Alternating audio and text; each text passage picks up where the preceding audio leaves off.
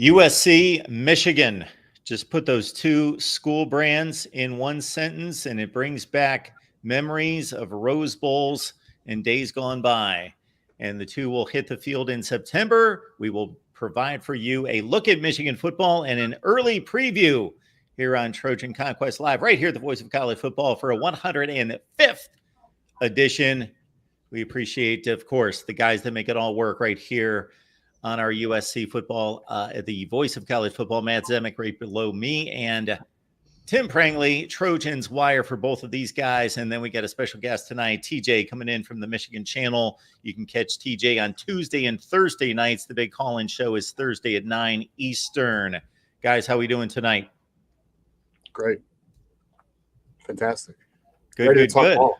And TJ, thanks for joining us. We really appreciate it.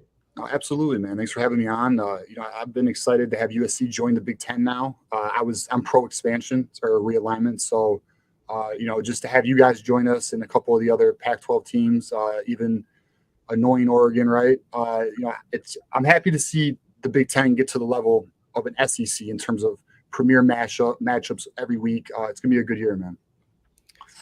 Comments and questions are welcome, certainly in the chat. We will get to the super chats. We always appreciate the contributions, folks.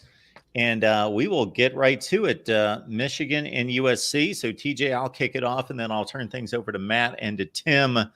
So, with the four schools coming in from the Pac-12, some people have the perspective that, hey, Oregon looks like they're the best team right now, so this is what we're focused on. This is who we're competing with.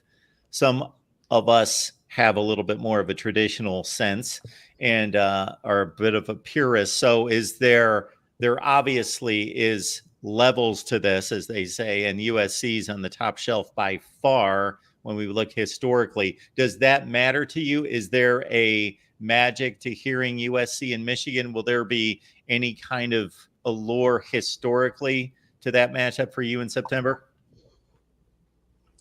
For me, yeah. I think especially like when you go back to like the history of the Rose Bowl or, the history of, the Pac-12 and the Big Ten. That those two conferences have been,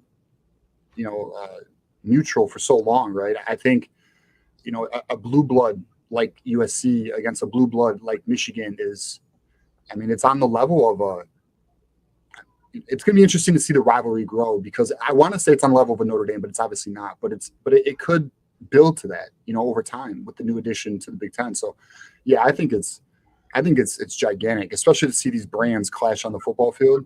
It's going to be a great, especially in September. I can't even wait for it. Well, I was talking about the history of this thing. The last time USC and Michigan played, not in the Rose Bowl, as I should say, was back in 1958 in Ann Arbor. That's quite a long stretch there. But as far as you think the fan base is concerned, do you think, is there a lot of hostility? Like Mark was saying, is there hostility towards the brand? Is there hostility towards SC, or is it really, it's been so long, 2007 since we faced? Is a lot of that kind of been washed away, or what are the expectations, or what are the feelings going into the game? Yeah, no, I don't think there's hostility at all. I think it's mutual respect. I think a lot of us are, so not only on the message boards, but even just people I talk with, like a lot of people are just excited to have these matchups. I think more people are more hostile towards Oregon than USC, to be honest, because one, they're a newer, aggressive brand, and you got Phil Knight backing Oregon, right? But no, I think it's a welcomed addition to the Big Ten. I don't think there's hostility at all. And I think people realize also, like, we're going to be in for some juggernaut, elite matchups going forward. So no, I don't get that vibe from the Michigan fan base at all.